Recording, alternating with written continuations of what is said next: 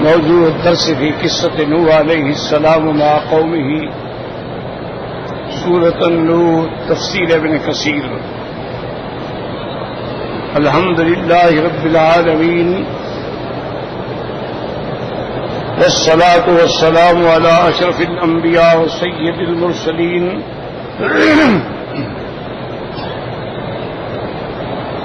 سيدنا محمد وعلى آله وأصحابه أجمعين. اللهم صل على سيدنا محمد وعلى آل سيدنا محمد كما صليت على إبراهيم وعلى آل إبراهيم في العالمين إنك حميد مجيد. أعوذ بالله من الشيطان الرجيم. بسم الله الرحمن الرحيم. قال نوح رب إنهم عصوني واتبعوا من لم يزده ماله وولده إلا خسارا ومكروا مكرا كبارا وقالوا لا تذرن آلهتكم ولا تذرن ودا ولا سواعا ولا يغوث ويعوق ونسرا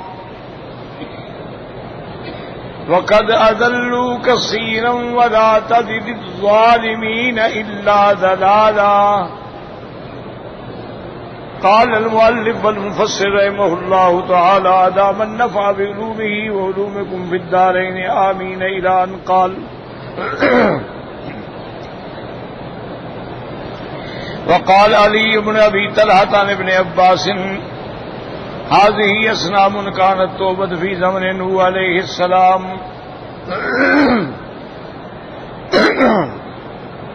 اب مفسر رحمۃ اللہ علیہ ان آیات کی تفسیر فرماتے ہیں کہ حضرت ابن عباس فرماتے ہیں کہ یہ جو 5 نام آئے ہیں هذه اصنام، یہ بتوں کے نام ہیں.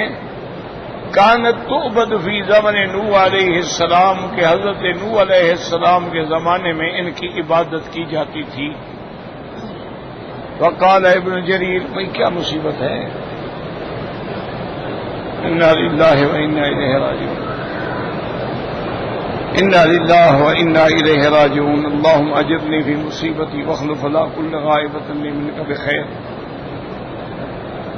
آپ دفتر میں جا کے ان کو بتائیں کہ مائکروفون خراب ہے، وہ بدل دیں گے.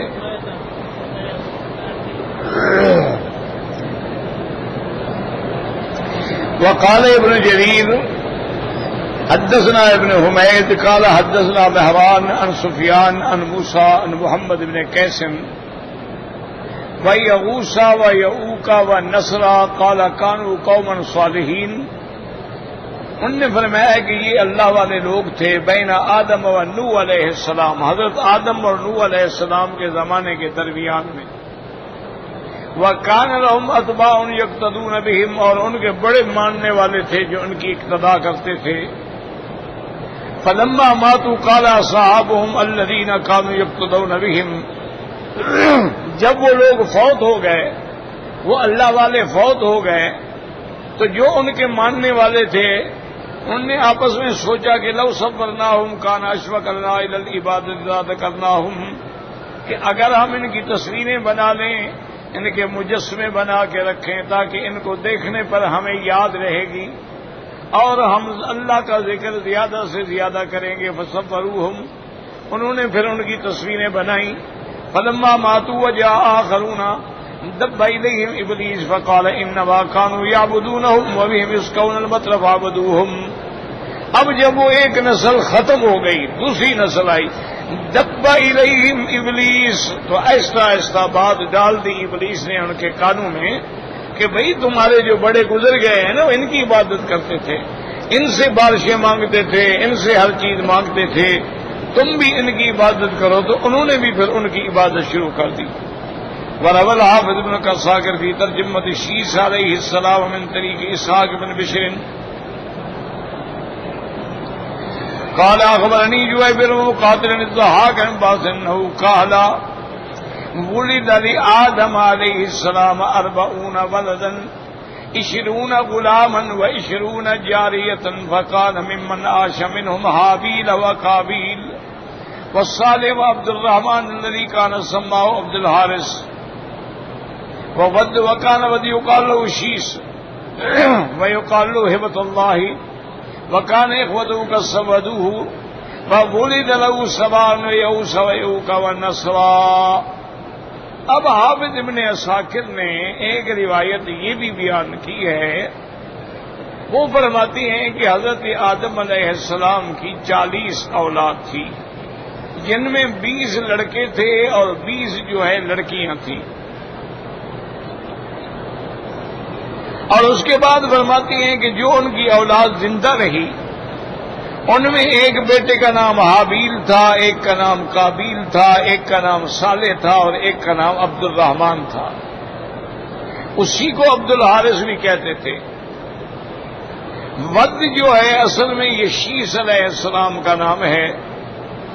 ان کو ود بھی کہتے تھے، شیس بھی کہتے تھے اور ہبت اللہ بھی کہتے تھے. وکان اخوت ہو اور اس کے سب بھائی جو ہے انہوں نے کسب ودو ہو مل کے اس کو سردار بنایا. ولد له پھر اس کو اللہ نے اولاد دی. ایک کا نام سوا تھا، ایک کا نام یغوس تھا، ایک کا نام یعوقا تھا، ایک کا نام نصرہ تھا. یعنی یہ ان پیغمبروں کی اولاد ہے. وقال ابن ابی حاتم حدثنا ابی قال حدثنا ابو عمرو الدوری قال حدثني ابو اسماعیل المؤدب بن عبد الله بن مسلم بن حرمز النبی حضرت ان عروة بن الزبیر قال اشتكى آدم علیہ السلام وإنه بنوه ود ويئوس ويعوق وسواء ونصرا قال وكان ود أكبرهم وإبراهم بهم أبرهم به. اب اس روایت میں یہ آتا ہے کہ جب حضرت آدم علیہ السلام کو تکلیف ہوئی، بیماری ہوئی آخری عمر میں، تو اس وقت جو ہے یہ اولاد ان کے پاس تھی. ایک کا نام ود تھا، ایک کا نام یغوسا تھا، ایک کا نام یعوقا تھا، ایک کا نام سوا تھا اور ایک کا نام نصر تھا. اور ود جو ہے یہ ان میں بڑا بھی تھا اور اپنے والد کا بہت زیادہ فرما بردار بھی تھا. وقال ابن ابیات حدثنا احمد بن منصور قال حدثنا حسن موسیٰ قال حدثنا یعقوب بن المطہر قال ذکر ان ابی جعفر وهو قائم يصلي یزید بن المحلب قال فلما انفتل من صلاته قال ذكرتم يزيد بن المحلب اما انه قتل في اول ارض عبد فيها غير الله قال ثم ذكروا رجلا مسلما وكان محببا في قومه فلما مات يتكفوا حول قبره في ارض بابل وجدوا عليه. اب اس روایت میں مفسر رحمت اللہ علیہ نے یہ روایت بھی نقل کی ہے کہ حضرت ابی جعفر رحمت اللہ علیہ کے پاس آدمی نماز پڑھ رہے تھے اور یزید بن المحلب کا ذکر آیا. فلما انفتل من صلاته جب آپ نماز پڑھ کے فارغ ہوئے آپ نے فرمایا کہ تم لوگ یزید بن المحلب کو ذکر کر رہے تھے. انہوں نے کہا ہاں جی ہم ذکر کر. انه قتل في اول ارض یزید بن المحلب جو ہیں یہ اس زمین میں شہید ہوئے ہیں جہاں سب سے پہلے اللہ تعالیٰ کے سوا غیر اللہ کی عبادت کی گئی. قال ثم ذكروا رجلا اس کے بعد انہوں نے ذکر کیا کہ ایک آدمی تھا مسلمان تھا اپنی قوم کا بڑا محبوب تھا. فلما مات يتكفوه جب وہ مر گیا تو اس کی قبر پہ آ کے کھڑے ہوئے ارض بابل میں اور بڑا جزا کیا اور بڑا ماتم کیا.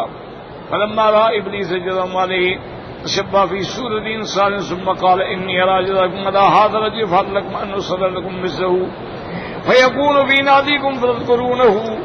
اب ابلیس نے جب ان کا رونا پیٹنا دیکھا تو ان کے پاس آیا، کہنے لگا تمہیں اس آدمی سے بڑی محبت تھی، اگر تم چاہو تو میں اس کی تمہیں تمثیل بنا کے دے دوں، اس کا بت بنا کے دے دوں، مجسمہ بنا کے دے دوں، تم اس کو اپنی مجلسوں میں رکھو تاکہ اس کو یاد کیا کرو.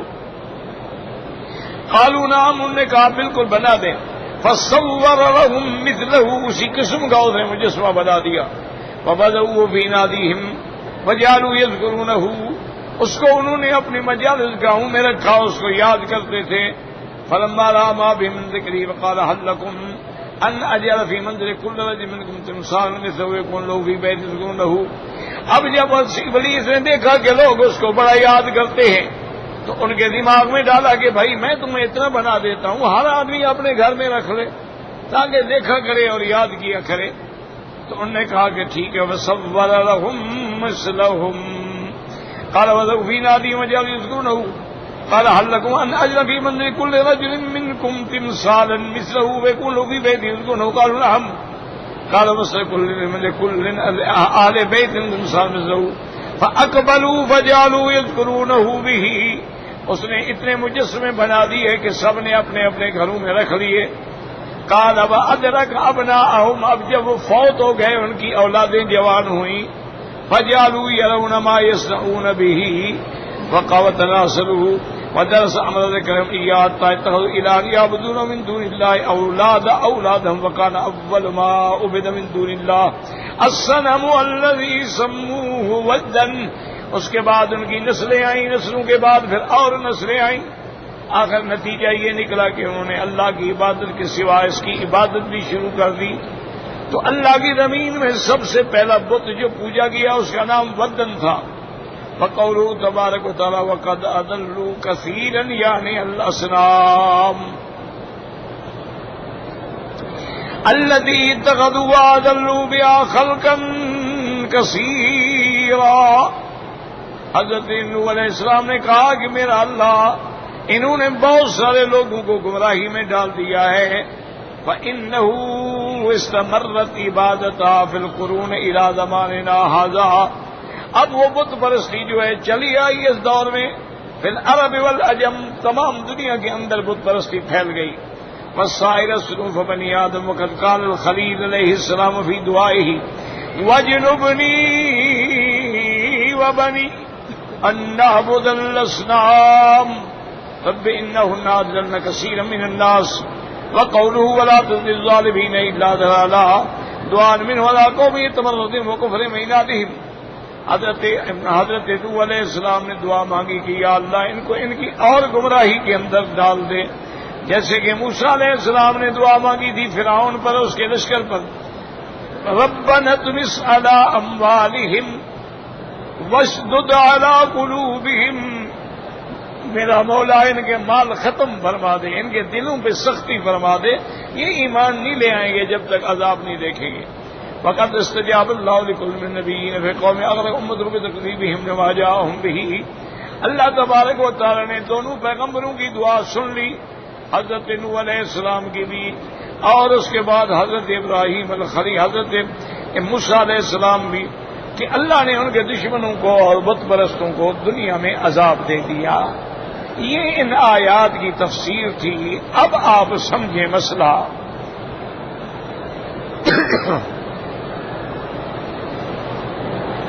اس میں سب سے پہلی چیز تو یہ سمجھیں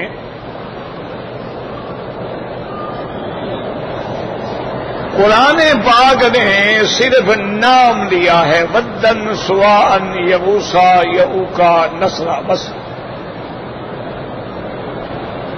ان کی تفصیلات میں نہیں گئے ہیں کہ یہ قوم تھے، یہ شیس علیہ السلام کی اولاد تھے، یا یہ ان سے پہلے جو پیغمبر گزرے ہیں حضرت ادریس علیہ السلام ان کی اولاد تھے۔ اللہ کا قرآن ان میں بحث نہیں کرتا، اسی لیے علماء فرماتے ہیں کہ اب ہو کما اب اللہ، کہ جس چیز کو اللہ پاک بیان نہ کریں، مبہم چھوڑیں، تم بھی مبہم چھوڑ دو، بحث میں نہ پڑو۔ جیسے اللہ تبارک و تعالی نے اصحاب کہف کے بارے میں ارشاد فرمایا، اذ اول فتیۃ الی الکہف، کے چند نوجوان تھے جنہوں نے غار میں پناہ لی، ان کا نام کیا ہے قرآن نے نہیں بتایا۔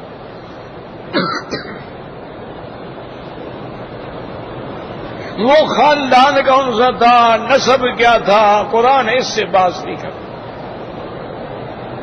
یعنی یہ سنت اللہ ہے اللہ کے قرآن میں کہ جو موضوع ہے، جو دعویٰ ہے اس کو بیان کرو، تفصیلات میں جانے کی کیا ضرورت ہے؟ تو اللہ نے ان کا نام نہیں لیا۔ اسی طرح آپ دیکھیں کہ حضرت یوسف علیہ السلام کا واقعہ قرآن میں بڑا تفصیل سے موجود ہے، لیکن اللہ نے یوسف علیہ السلام کے بھائیوں کے بارے میں فرمایا جا اخوت یوسف، یوسف کے بھائی، نام نہیں لیا ہے۔ اسی طرح حضرت یوسف علیہ السلام نے جس گھر میں پناہ لی، اس عورت نے آپ پہ ڈورے ڈالے، قرآن نام نہیں لیتا ہے، امرأۃ العزیز۔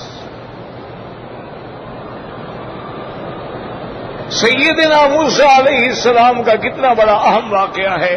اللہ نے فرمایا وَأَوْحَيْنَا إِلَىٰ أُمِّ مُوسَىٰ، ہم نے موسیٰ علیہ السلام کی اماں کی طرف وحی بھیجی، یعنی ان کے دل میں بات ڈالی۔ یہ وحی شریعت نہیں ہے، یہ القاء ہے، لیکن نام نہیں لیا کہ موسیٰ علیہ السلام کی اماں کا نام کیا تھا۔ تو اس لیے ہمیشہ یاد رکھیں کہ قرآن اگر کسی کا نام نہ لے تو تم بھی بلا وجہ بحث میں نہ پڑو۔ اب یہ جتنے نام آئے ہیں مثلا اصحاب کہف کے یا امرأۃ العزیز کے یا یوسف علیہ السلام کے بھائیوں کے، یہ سارے روایات اسرائیلیہ ہیں، یہودیوں کی روایات ہیں، ان سے ہمارے علماء نے بھی نقل کر دیا۔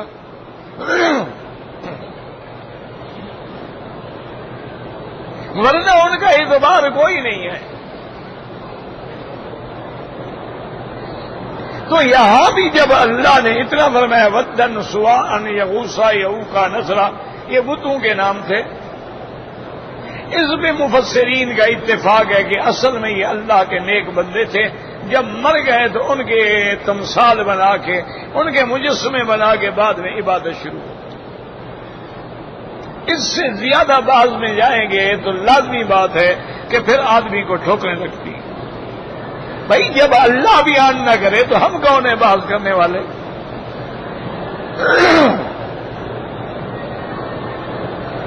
اب لوگوں نے اصحاب کہف کے نام باقاعدہ نام بنائے ہیں، اور باقاعدہ ان کے نام جو ہیں وہ تعویذ بن گیا ہے کہ جی جس بندے کو جن ہوں اس کو وہ نام لکھ کے دکھاؤ، کاغذ پہ جن حاضر ہو جاتا ہے۔ یعنی عجیب بات ہے کہ جن اللہ کا نام دیکھ کے بھی حاضر نہیں ہوتا، انبیاء کا نام دیکھ کے بھی حاضر نہیں ہوتا، اصحاب کہف کا نام دیکھ کے حاضر ہو جاتا ہے۔ تو یہ محض خیالات ہیں اور روایات ہیں جن کی کوئی حقیقت نہیں۔ جس چیز کو اللہ نے ضروری سمجھا بیان کر دی۔ اللہ نے موسیٰ علیہ السلام کا واقعہ بیان کیا، کیا ضرورت ہے کہ ان کی والدہ کا نام بھی لکھا جائے؟ قالت لأختہ قصی، موسیٰ علیہ السلام نے، ان کی والدہ نے موسیٰ علیہ السلام کی بہن سے کہا کیا ضرورت ہے کہ بہن کا نام بھی قرآن بتلائے؟ ایک واقعہ ہے، بات ختم ہو گئی۔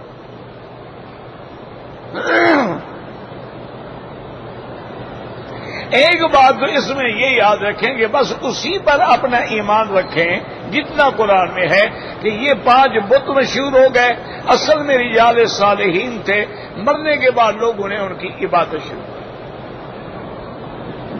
دوسرا ہمیں یہ بھی معلوم ہوا کہ پہلے رسول حضرت نوح علیہ السلام، تو ساری دنیا میں سب سے پہلا شرک جو ہے وہ انہی بتوں کے ذریعے آیا۔ ورنہ شرک تو کئی قسمیں ہیں، لوگوں نے سورج کی پوجا بھی کی ہے، لوگوں نے آگ کی پوجا بھی کی ہے۔ اب بھی ہیں دنیا کے اندر مجوسی جو آگ کی پوجا کرتے ہیں، اب بھی دنیا کے اندر سورج پوجنے والے ہیں، چاند پوجنے والے ہیں، ستاروں کے پوجنے والے ہیں، بلکہ آج کل تو دنیا میں ایک پارٹی ایسی بھی ہے جو شیطان کی عبادت کرتی ہے۔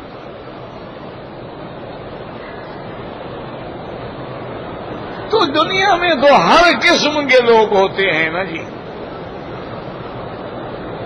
ایک مسئلہ یہ سمجھ لیں اور دوسرا مسئلہ یہ سمجھیں کہ نوح علیہ السلام نے فرمایا کہ یا اللہ وقد اضلوا کثیرا، ان بتوں نے بہت لوگوں کو گمراہ کیا ہے.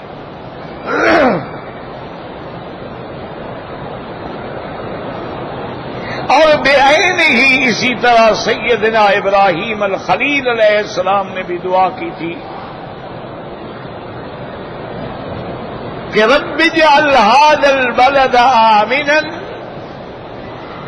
یا اللہ اس بلد کو امن والا بنا، وجنبنی وبنی، اللہ مجھے بھی اور میری اولاد کو بھی اس بات سے بچانا کہ ان نعبد الاصنام، کہ ہم بتوں کی عبادت کریں.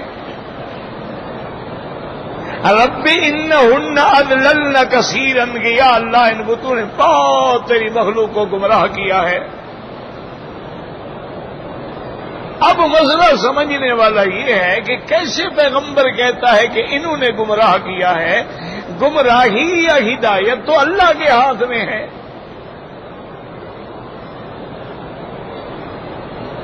من یہدہ اللہ فلا مضل لہ ومن یضللہ فلا ہادی لہ، جس کو اللہ ہدایت دے گمراہ کوئی نہیں کر سکتا، اور جس کو اللہ گمراہ کرے کوئی ہدایت نہیں دے سکتا. اسی لیے اللہ نے خطاب کیا میرے مدنی پاک کو کہ انک لا تہدی من احببت، آپ اس کو ہدایت نہیں دے سکتے جس کو آپ محبوب رکھیں، ولکن اللہ یہدی من یشاء، اللہ کے ہاتھ میں ہے جس کو چاہے ہدایت دے.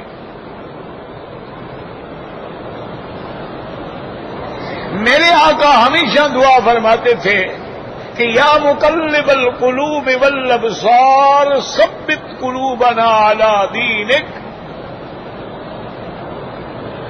اور اسی طرح صحیح حدیث میں ہے میرے آقا نے فرمایا کہ القلوب بین اصابع الرحمن، مخلوق کے دل جو ہیں وہ اللہ کی انگلیوں کے اندر ہیں. یقلبها کیف یشاء ویصرفها کیف یشاء، وہ جدھر چاہے پھیر دیں. ہدایت دینے پہ آئیں تو بڑے بڑے گمراہوں کو ہدایت دے دیں، اور اگر خدا نہ کرے اللہ کسی کو گمراہ کرنا چاہے تو بڑے بڑے عالم فاضل پڑھے لکھے لوگ جو تھے اتنے گمراہ ہو گئے، کوئی خارجی بن گیا، کوئی رافضی بن گیا، کوئی کرامیہ کا شکار ہو گیا، کوئی قدریہ کا شکار ہو گیا، کوئی مشبہ کا، کوئی جہمیہ کا شکار ہو گیا. اور آج کل بھی دیکھ لو بعض لوگوں نے انکار حدیث کا فتنہ کھڑا کر دیا، بعض لوگوں نے قادیانیت کا فتنہ کھڑا کر دیا، بعض لوگوں نے آغا خانیت کا فتنہ کھڑا کر دیا، بعض لوگوں نے بہائیت کا فتنہ کھڑا کر دیا، اور بعض فرقوں نے، یعنی آج بھی وہ موجود ہیں جماعتیں جو کہتے ہیں کہ جی ہم تو صرف اہل قرآن ہیں اور قرآن میں صرف مسلمین کا نام ہے، لہذا ہماری جماعت المسلمین ہے، باقی تو سب کافر ہیں.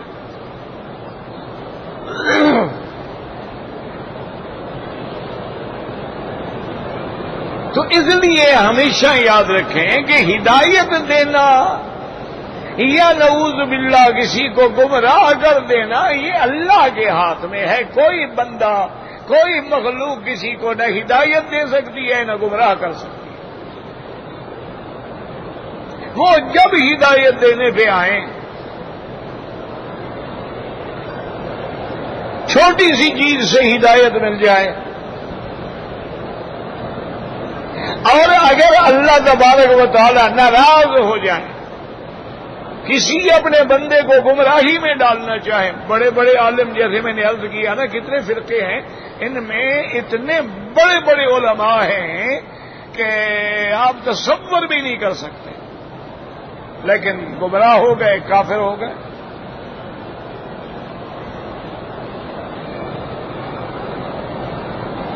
جنہوں نے سیدنا علی رضی اللہ تعالی عنہ کا مقابلہ کیا،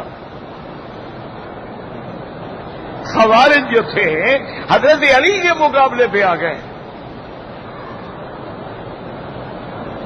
جنہوں نے اس زمانے میں بڑے بڑے صحابہ کا مقابلہ کیا، تو اس لیے یہ کہنا کہ بتوں نے گمراہ کیا، بتوں کے ہاتھ میں کیا ہے؟ اس کو تو نہ نفع دے سکتے ہیں نہ نقصان دے سکتے ہیں۔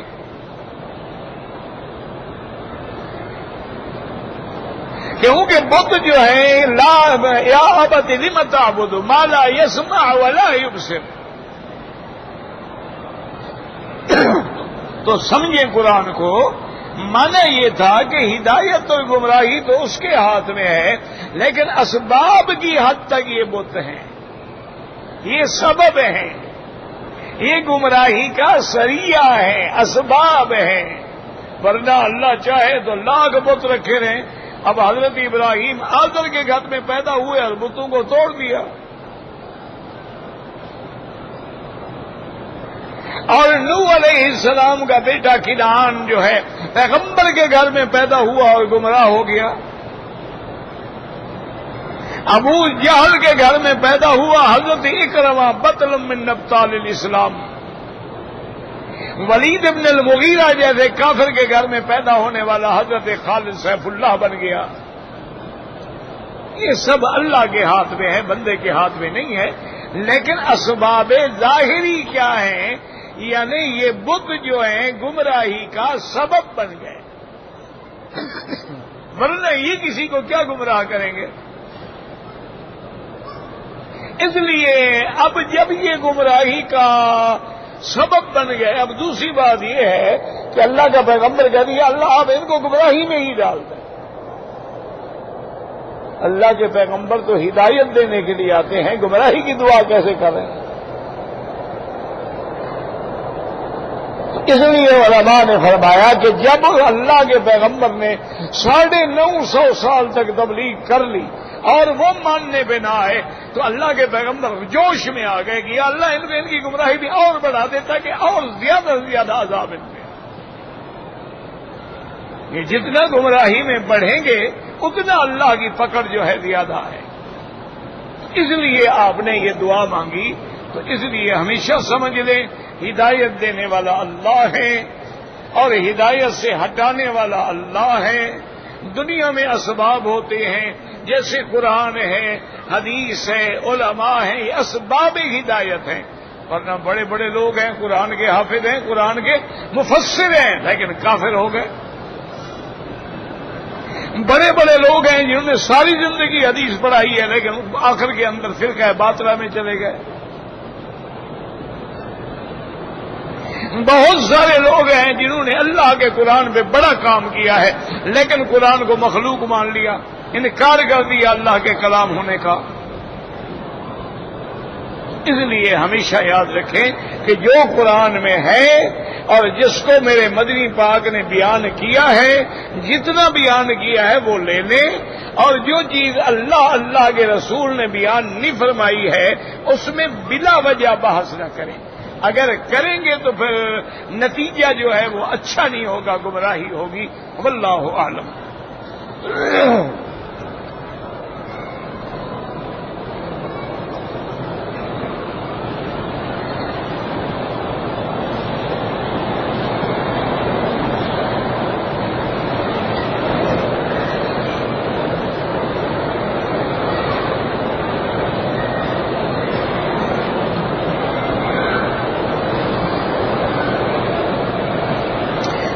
جی کے بعض اہل بدعت حضرات جو ہیں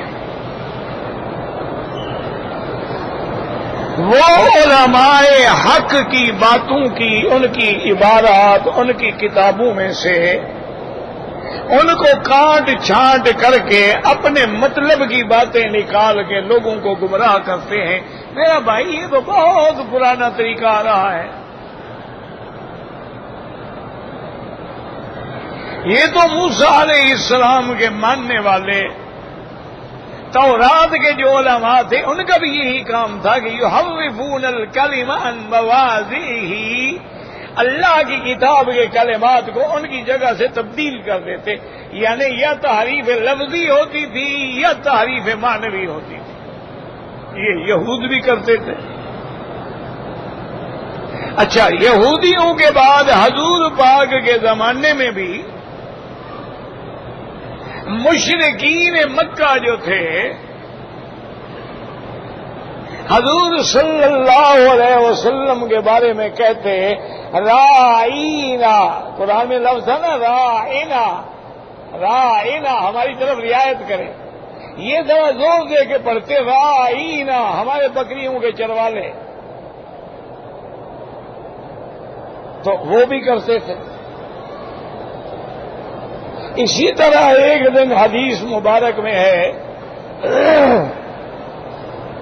حضور صلی اللہ علیہ وسلم بھی موجود تھے، بی بی عائشہ بھی موجود تھیں، ایک یہودی جو وہاں سے گزرا تو اس نے فوراً کہا حضور کو دیکھ کے السلام علیکم، بی بی عائشہ غصے میں آ گئی، فرمایا وعلیکم لعنت اللہ وغضب اللہ، حضور نے فرمایا عائشہ کیا کہہ رہی ہو؟ انہوں نے کہا یا رسول اللہ صلی اللہ علیہ وسلم آپ نے سنا نہیں وہ بدبخت کیا کہہ رہا تھا؟ اس نے السلام علیکم نہیں کہا، اس نے کہا السلام علیکم، تو اگر لام نکال لو تو مانے تم پر موت ہو، لام لگا دو تو سلامتی ہے۔ تو وہ یہ کرتے تھے کہ جب گزرتے تو کہتے السلام علیکم، السلام نہیں کہتے تھے۔ حضور نے فرمایا عائشہ تمہیں غصہ کرنے کی ضرورت نہیں ہے، اس نے کہا السلام علیکم تو میں نے بھی تو کہا وعلیکم، تو اگر اس نے بد دعا کی میں نے بد دعا لوٹا دی تو اللہ میری دعا سنے گا تو ان کی تو نہیں سنے گا، تو کسی کو لعنت بھیجنے کی کیا ضرورت ہے؟ میں نے کہہ دیا وعلیکم بھی جو تم کہہ رہے ہو تم پر۔ تو یہ پرانی بات چلی آ رہی ہے۔ سب سے پہلے یہ فتنہ یہود میں آیا، انہوں نے آیات قرآن کی بدل ڈالی، انہوں نے تحریف لفظی بھی کی اور تحریف معنوی بھی کی۔ یہودیوں کے بعد یہ سب سے بڑا فتنہ جو ہے وہ شیعہ میں آیا ہے، انہوں نے بھی اللہ کے قرآن کی تحریف کی،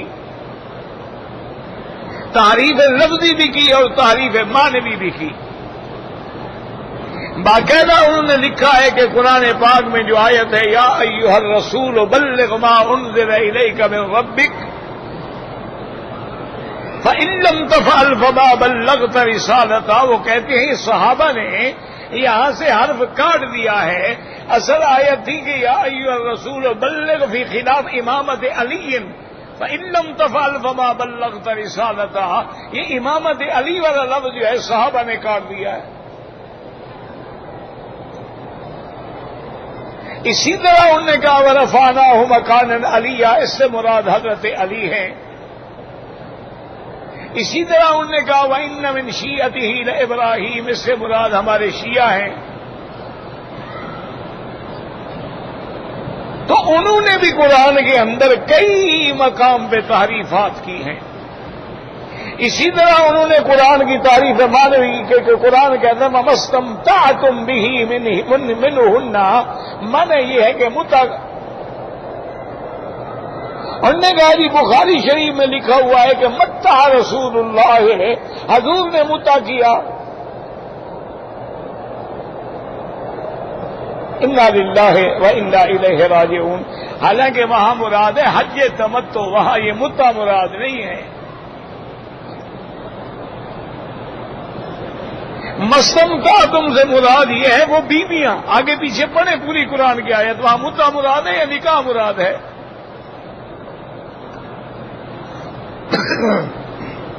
وہ تو اللہ کے قرآن نے فیصلہ کر دیا الا علی ازواجہم او ما ملکت ایمانہم، بیوی اور مل کر یمین یہ حلال ہے، باقی سب حرام۔ تو متع تو خود بخود حرام، لیکن انہوں نے قرآن بھی بدلا، حدیث رسول اللہ کو بھی بدلا۔ اچھا، پہلے یہود میں آئی یہ بابا، پھر اس کے بعد شیعہ میں آئی، اور شیعہ کے بعد جو ہے یہ چلتے چلتے اب اہل بدعت اور اہل اہواء میں بھی آ گئی۔ انہوں نے بھی ہر قسم کی قرآن میں تحریف کی ہے، جیسے کہ ان کے ایک مولوی نے لکھا ہے کہ قل انما انا بشر مثلکم، انہوں نے کہا اس کا معنی یہ اللہ نے فرمایا میرا مدنی آپ کہتے ہو تو کہہ دو کہ میں بشر ہوں، میں نہیں کہتا کہ تم بشر ہو۔ دیکھو کیسے تحریف کی، انہوں نے کہا یہ تو اللہ کا قرآن ہے کہ کل آپ کہو، آپ کہتے ہو تو کہہ دو، میں تو نہیں کہتا۔ اچھا قل هو اللہ احد کا کیا معنی ہے؟ یعنی آپ کہو اللہ ایک ہے تو کہہ دو، میں تو نہیں کہتا۔ تو انہوں نے بھی تعریف کی، انہوں نے بھی ترجمہ کیا کہ قد جاءکم من اللہ نور و کتاب مبین۔ انہوں نے کہا نور اور چیز ہے، کتاب اور چیز ہے، لہذا نور سے مراد محمد مصطفیٰ ہے صلی اللہ علیہ وعلی آلہ واصحابہ وسلم۔ حالانکہ دنیا کے تمام مفسرین نے لکھا ہے کہ نور سے مراد قرآن ہے، وہ کتاب مبین جو ہے وہ تفسیریہ ہے، اسی کی تفسیر ہے یعنی قرآن، کیونکہ دوسری جگہ اللہ نے قرآن کو نور کہا، انزلنا الیک نورا مبینا، میرا مدنی ہم نے آپ کی طرف نور مبین بھیجا ہے۔ واتبعوا النور الذی انزل معہ، اور اس نور کی اتباع کرو جو حضور کے ساتھ نازل کیا گیا یعنی قرآن۔ اللہ نے قرآن کو تو نور کہا ہے اور کسی آیت میں حضور کو تو نہیں کہا، بلکہ حضور پاک کو اللہ نے نبی کے بارے میں اعلان فرما دیا، قل سبحان ربی هل كنت الا بشرا رسولا قل انما انا بشر مثلكم يوحى الي۔ اسی طرح بی بی عائشہ نے پوچھا کہ آپ نے فرمایا انه بشر من البشر، اللہ کے نبی بھی تو بشر ہیں، انسان ہیں، اور خود حضور نے بھی فرما دیا انما انا بشر انسا کما تنسون، اے میرے صحابہ میں بھی انسان ہوں، میں بھی بھول جاتا ہوں جیسے تم بھول جاتے ہو، اذا نسیت فذکرونی، اگر کبھی میں بات بھول جاؤں تو مجھے یاد دلایا کرو۔ لیکن تحریف کر ڈالی، معنی بھی بدل ڈالا۔ اسی طریقے سے کئی مقامات ایسے ہیں کہ سب سے پہلے انہوں نے اللہ کے لفظ نبی کے اندر بھی تعریف کر ڈالی، اور جہاں جہاں قرآن پڑھو گے نا جی اپنے اہل بدعت حضرات کے جو ترجمے لکھے ہوئے ہیں وہاں وہ ترجمے یا ایھا النبی وہ کہیں گے اے غیب کی خبر دینے والا۔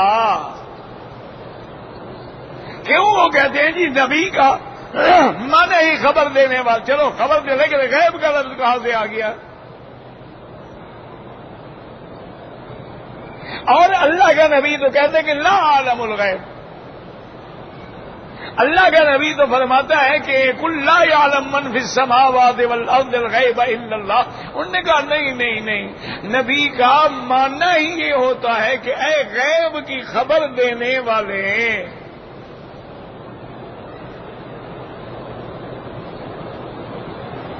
تو اس لیے انہوں نے بھی قرآن میں بھی تعریفات کی ہیں، اسی لیے انہوں نے احادیث مبارک کے کئی مقامات پہ بھی تعریفات کی ہیں، اور اگر انہوں نے بزرگوں کی کتابوں میں یا علماء اہل حق کی کتابوں میں بھی کوئی الفاظ دیکھ کے اپنے مطلب کا معنی بنایا ہے، اپنے خواہش کے مطابق تبدیلی کی ہے، تو یہ تو پرانی اہل باطل کی عادت ہے، کوئی نئی بات تو نہیں ہے۔ اس لیے ہم تو دعا کر سکتے ہیں کہ یا اللہ ہدایت کے فیصلے فرما۔ اگر انہوں نے یہ ضد میں کیا ہے تو اللہ ان کی ضد کو دور فرما، اور اگر انہوں نے جہالت میں کیا ہے تو اللہ ان کو علم نصیب فرما۔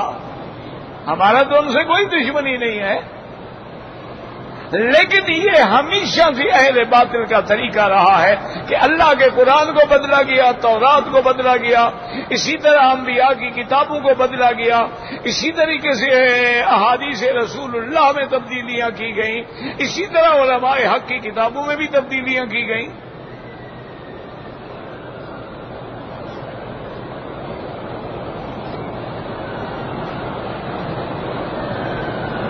جیسے بعض لوگ جو ہے نا وہ یہ بھی کہہ دیتے ہیں کہ یار حنفی لگا رکھا ہے.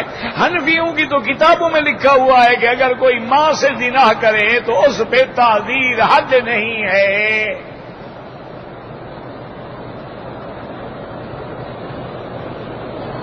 اب یا تو اللہ جانے بالکل عقل سے کورے ہیں یا آمدن کر رہے ہیں.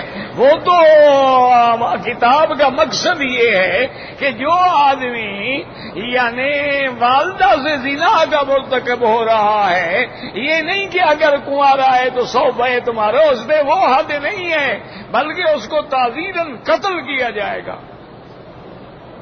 انہوں نے اس کو یہ بدل دیا، الزام لگا دیا. دیکھو جی یہ تو کہتے ہیں ماں کے ساتھ بھی نعوذ باللہ زنا ہو گئے تو کوئی بات نہیں. انا للہ و انا الیہ راجعون. دعا کرو اللہ سب کے دلوں سے بغض، اناد، تعصب اور جہالت دور فرما. ایک ہوتا ہے علمی اختلاف، وہ تو ہوتا ہے، وہ تو صحابہ میں بھی تھا، وہ تو تابعین میں بھی تھا، محدثین میں بھی تھا، ائمہ مجتہدین میں بھی تھا. علمی اختلاف الگ بات ہے. ایک ہے کہ تفریقہ ڈال کے دوسرے کو نعوذ باللہ کافر بنایا جائے، یہ فتنہ ہے.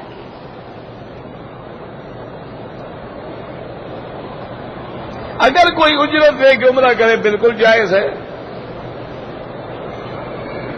اگر جائز ہے تو اجنبی کو کیوں ممنوع ہے؟ اس لیے اگر سب کو اجازت دے دیں تو سارے تو پیسے کمانا شروع کر دیں گے نا. ہر کام ہر آدمی کو دے دیں، یعنی جو پولیس کا کام ہے سب کو دے دیں، جو دروازے پہ بواب بیٹھے وہ بھی سب کو بنا دیں. یہ کیا بات ہے؟ ایسے بیٹھے بیٹھے دماغ سوچے ایسا کہ نظام کیسے چلے گا؟ کیسے پتہ لگے گا کہ طواف کرانے والے کون ہیں؟ اگر کسی کی چوری ہو جائے، نقصان ہو جائے، ان کا تو ریکارڈ موجود ہے.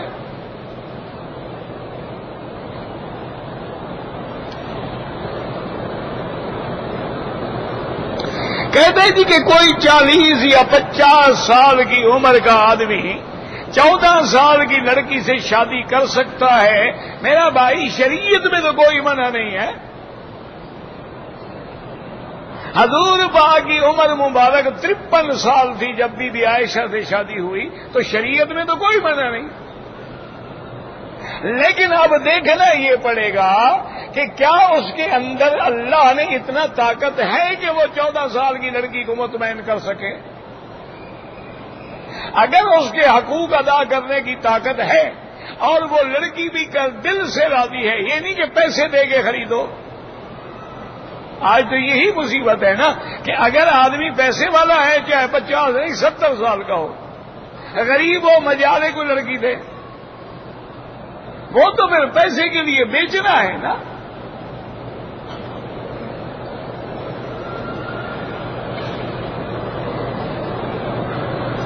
میرا دوست ہے وہ فوت ہو گیا، ہر سال عمرہ کرتا تھا. آپ بھی کریں، اس کے لیے کوئی بات نہیں.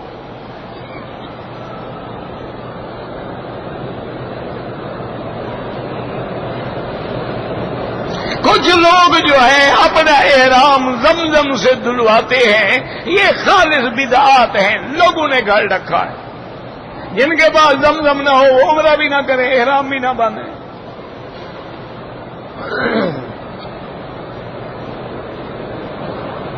کہتے جی کہ محلے کی عورتوں کو اکٹھا کر کے گھروں میں مشکلات کے وقت میں قرآن کا ختم کرایا جاتا ہے. اگر بغیر اجرت، بغیر پیسے کے، بغیر چاول کھلانے کے ہے تو کوئی حرج نہیں. اور اگر دعوتیں کھلائی جاتی ہیں اور گھر والے خود جاہل ہیں، پڑھتے ہی نہیں، پھر تو بالکل بدعت ہے.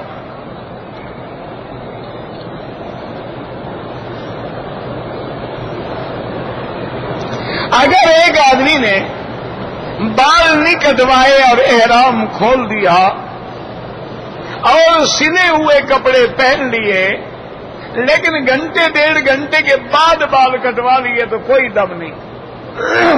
لیکن مسئلہ سمجھ لو، ایک آدمی نے بال نہیں کٹوائے، کپڑے پہن لیے، اب گھنٹے کے بعد یاد آیا تو وہ کپڑے اتار کے احرام کی چادریں باندھ کے پھر سر منڈوائے.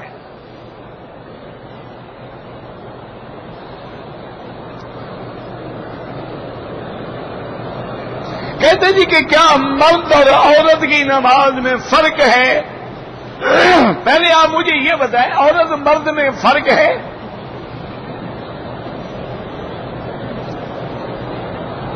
نہیں، آپ کے ملک میں عورت میں اور مرد میں بھی کوئی فرق ہے؟ اگر تو نہیں ہے تو پھر ہر چیز میں نہیں ہے۔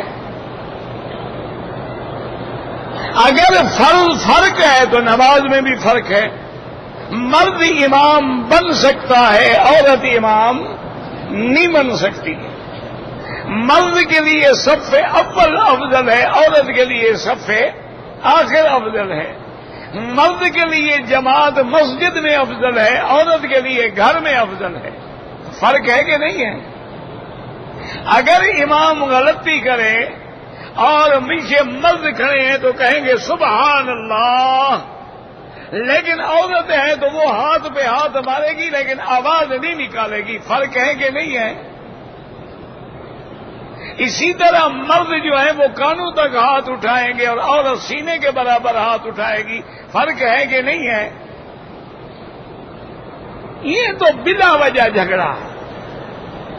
اور اسی طرح ایک حدیث میں ہے کہ جو عورتیں اپنے دونوں پاؤں ایک طرف نکال کے اپنے بدن کو زیادہ زمین سے لگا دیتی ہیں، یہ ان کے لیے زیادہ پردے کی بات ہے، لہذا یہ افضل ہے۔ اگر مرد کی طرح وہ رکوع سجود کرے وہ بھی جائز ہے، کوئی منع نہیں، ہم تو نہیں جھگڑتے۔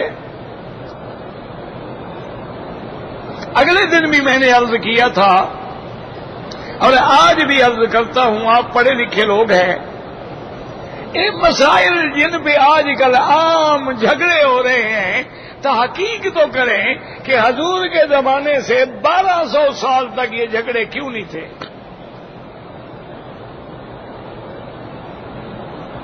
1200 سال، 12 صدیاں کبھی جھگڑا نہیں ہوا، کبھی کتابیں نہیں لکھی گئیں، کبھی مناظرے کے چیلنج نہیں ہوئے، کبھی مسجدیں الگ نہیں بنائی گئیں۔ یہ آخر کیا وجہ ہے کہ 1200 سال گزرنے کے بعد یہ سارے مسئلے نکل آئے ہیں؟ حالانکہ یہ اعلیٰ اولیٰ کی باتیں ہیں، افضل غیر افضل کی باتیں ہیں، اس میں لڑائی جھگڑے والا تو مسئلہ ہی نہیں ہے۔ لیکن ان کو جو جھگڑا بنا دیا گیا وہ کب؟ جب انگریز آیا ہمارے ملک میں، اس نے اپنی حکومت کو قائم رکھنے کے لیے ڈیوائیڈ اینڈ رول کہ ان کو لڑاؤ، یہ لڑتے رہے اور تم ان پر حکومت کرو، اس نے یہ سارے مسائل پیدا کیے ہیں، اس نے یہ ساری چیزیں پیدا کی ہیں۔ کہیں اس نے ترغیب کے ذریعے، کہیں ترہیب کے ذریعے، کہیں لالچ کے ذریعے، کہیں ڈر کے ذریعے، کہیں دباؤ کے ذریعے، کہیں بندے خریدے گئے، یہ سارے مسائل اس وقت، ورنہ یہ اعلیٰ اولیٰ کی بات ہے۔ کسی نے عورت کی مرد کی طرح رکوع کر لیا، کوئی بات نہیں، مرد کی طرح سجدہ کر لیا، کوئی بات نہیں، لیکن اس کے لیے اعلیٰ افضل یہ ہے کہ جیسے نماز گھر میں کیوں ہے؟ تاکہ اس کے بدن پہ کسی کی نظر ہی نہ پڑے، تو جتنا پردہ ہوگا افضل ہے۔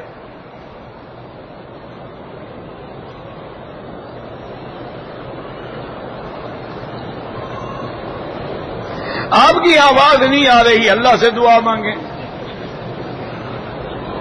ایک اللہ مجھے صحت عطا فرما دے، دوسرا اللہ لاؤڈ سپیکر کی بیماری بھی ختم فرما دے، اگر چلانے والوں میں بیماری ہے تو اللہ ان کی بیماری بھی ختم فرما دے۔ اب میں تو کچھ نہیں کر سکتا، دعا کرو، سارے مسائل دعا سے حل ہوں گے۔ ہمارے والدین فوت ہو گئے، ہم ان کے لیے عمرہ کر سکتے ہیں؟ بالکل کر سکتے ہیں، حج کرو، عمرہ کرو، بلکہ ضرور کرو۔ شب برات کے بارے میں کوئی حدیث مبارک صحیح ثابت نہیں ہے، باقی انشاءاللہ عبادت کریں، نمازیں پڑھیں، باقی کوئی خاص نماز ہو، کوئی خاص وظیفہ ہو، 100 رکعت پڑھی جائے، یہ کوئی سب غلط ہے۔ نماز جنازہ پڑھتے ہوئے ہمیں کیا پڑھنا چاہیے؟ وہ جو جنازے کی دعائیں ہیں وہی پڑھنا چاہیے۔ عورتیں بھی جنازہ پڑھیں، کیوں نہ پڑھیں؟ اگر موجود ہیں تو پڑھ لیں، گھر سے پڑھنے نہ آئے۔ اگر عمرے اور حج کے دوران میں میاں بیوی آپس میں تعلقات رکھ سکتے ہیں، کیوں عمرہ کرنے سے بیوی کو طلاق ہو جاتی ہے کیا؟ یہ اچھا عمرہ ہوا کہ بیوی بھی گئی، واہ بھائی واہ، مسئلہ ٹھیک سیکھا ہے۔ اور اگر پاک سرزمین میں میاں بیوی نہیں ملتے تو مکے مدینے میں جو بچے پیدا ہوتے ہیں یہ آسمانوں سے بارش کے ساتھ گرتے ہیں۔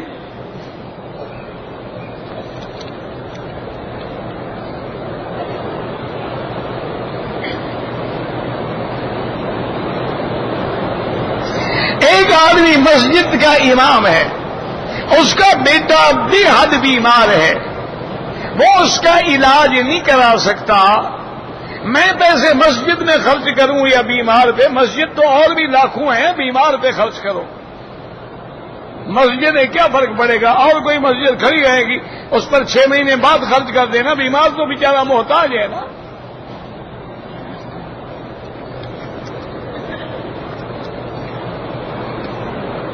کہتے ہیں جی کہ قرآن پاک میں آیات جہاد و قتال ہیں، بالکل ہیں، جہاد قیامت تک ہے۔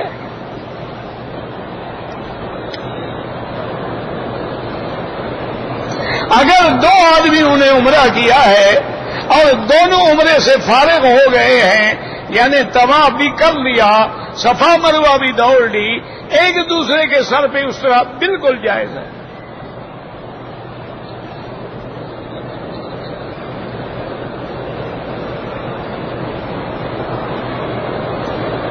ہم جو نیاز دیتے ہیں یہ بدعات ہیں۔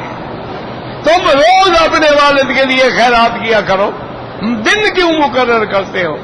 دنوں کا مقرر کرنا اختیار تو اللہ کو ہے کہ یہ حج کے دن ہے، یہ رمضان کے دن ہے، یہ عید کے دن ہے، یہ اختیار بندوں کو نہیں ہے۔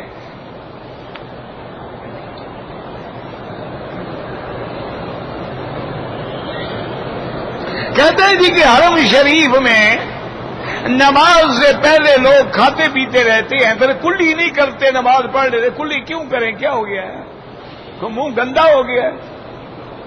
اگر گندا ہو جائے تو وہ خود بخود کلی کرے گا۔ کھانے پینے سے تو کچھ نہیں ہوتا، وہ افطار کر رہا ہے، کھجور کھائے گا، پانی پیے گا، صاف ہو گیا، بات ختم ہو گئی۔ اب وہ کلی کرنے جائے، جماعت ختم، کلی کر رہا ہے۔ یہ جو ہم ٹائی وغیرہ پہنتے ہیں یہ کافروں کے لباس کا تشابہ ہے، اس لیے اس سے بچیں۔ اگر زیادہ نہیں بچ سکتے تو کم از کم حرم شریف میں آتے ہوئے تو بچیں، کہ جتنے دیر آپ حرمین میں آتے ہیں، آپ نماز پڑھتے ہیں، اس میں تو آپ اسلامی لباس اختیار کریں۔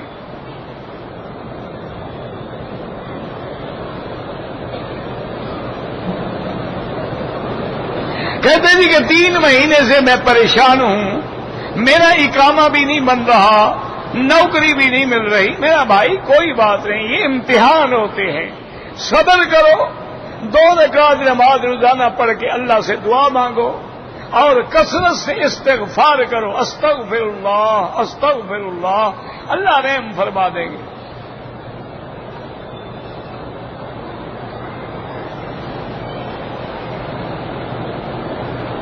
یہ کمپنی والوں کی سم جو ہے زمین پہ گر گیا، لوگ پاؤں رکھ کے گزر گئے تو کیا ہو گیا؟ کوئی قرآن ہے کیا ہے؟ سم ہی ہے نا۔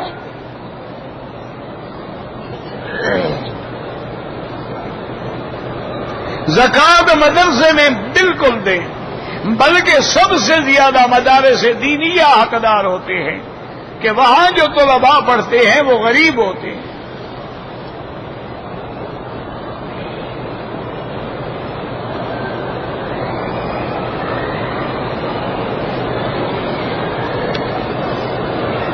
کہتے ہیں جی کہ معاہدہ ہوا زمین خریدنے کا، میں نے 10 لاکھ دیے، لیکن 6 مہینے بعد اس نے کہا کہ 20 لاکھ لے لو، میں زمین نہیں دیتا۔ اگر اس نے زمین بیچ دی، تم نے پیسے دے دیے تو بے ہو گئی، پھر جتنے کی چاہو بیچ دو۔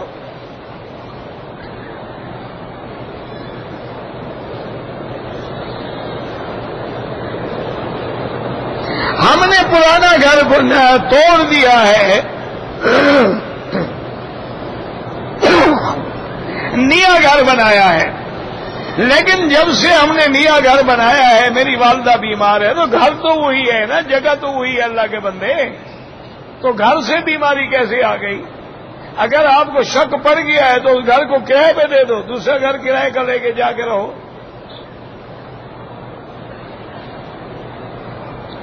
احرام جو ہے اس کو جو پاؤڈر ہوتا ہے دھونے والا، اس سے دھو سکتے ہیں؟ نہ اس سے نہیں دھونا ہے جی، اس کو منہ سے دھونا ہے۔ یار کپڑا ہے جس بلا سے دھو ڈالو۔ احرام کا ہے کہ تولیہ ہے اور کیا ہے؟ سر سے دھو ڈالو، صابن سے دھو ڈالو، کچھ کرو۔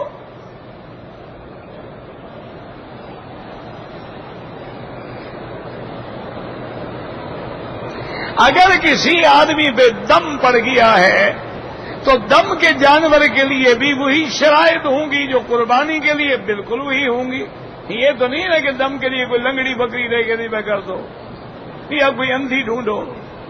مسلمان کوشش کرتا ہے نا، چن کے وہ مال خریدتا ہے جو کم سے کم قیمت کا ہو۔ ان کے بس میں ہوتی تو مرغی نہیں بے کر دے۔ بالکل دم کا معنی ہے اچھی بکری ہو، تمام شرائط پورے ہوں۔ اگر ہم نے طواف الوداع کر لیا ہے لیکن ہم روانہ نہیں ہوئے، پھر طواف کا موقع ملے بالکل کریں۔ طواف الوداع کا معنی یہ تھوڑا ہے کہ اللہ نے ہمیں نکال دیا ہے۔ طواف الوداع کر لیا، نہیں گئے، پھر طواف کرتے رہو، نمازیں پڑھو، طواف کرو، پھر جو آخری طواف ہوگا وہ خود بخود وداع ہو جائے گا۔ اور ویسے بھی یاد رکھو کہ عمرے والوں کے لیے طواف الوداع واجب ہی نہیں ہے۔ حج میں واجب ہوتا ہے، عمرے میں واجب نہیں ہوتا، لیکن افضل یہ ہے کہ طواف الوداع کیا جائے کہ زندگی موت کا کیا پتہ ہے، پھر خدا جانے نصیب ہوگا یا نہیں ہوگا، واللہ اعلم۔ اللہم صلی علی سیدنا محمد وعلی آل سیدنا محمد کما صلیت علی ابراہیم وعلی آل ابراہیم فی العالمین انک حمید مجید۔ لا الہ الا اللہ الحلیم العلیم، لا الہ الا اللہ الحلیم العظیم، لا الہ الا اللہ رب العرش العظیم، لا الہ الا اللہ رب السماوات ورب الارض ورب العرش الکریم۔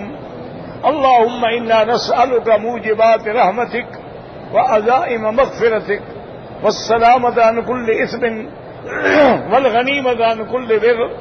اللہم لا تدع لنا ذنبا الا غفرتا ولا ہما الا فرجتا ولا عیبا الا سترتا ولا کربا الا نفستا ولا ضالا الا هديتا ولا فسادا الا اصلحتا ولا میتا الا رحمتا ولا حیا الا هديتا ولا حاجة من حوائج الدنیا والآخرہ الا قضیتها۔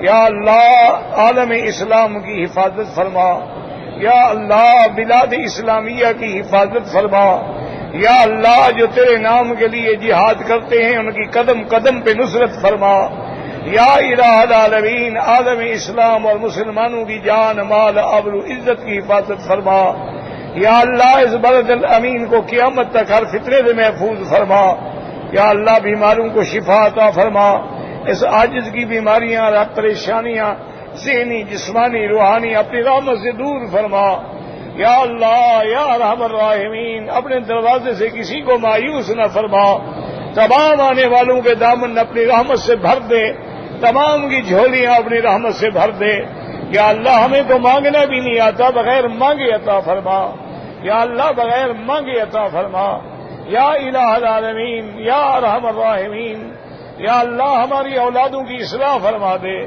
یا اللہ جن کی اولاد نہیں ان کو اولاد عطا فرما، بے روزگاروں کو روزگار عطا فرما، قرض داروں کے قرض عطا فرما، قادم حیات کسی بندے کا محتاج نہ فرما، یا اللہ اور جب آخری وقت آئے زبان پہ جاری فرما لا الہ الا اللہ محمد الرسول اللہ صلی اللہ تعالی علی خیر خلقہ سیدنا محمد وعلی آلہ وصحبہ اجمعین۔ اللہم صلی علی سیدنا محمد وعلی آل سیدنا محمد کما صلیت علی ابراہیم وعلی آل ابراہیم فی العالمین انک حمید مجید۔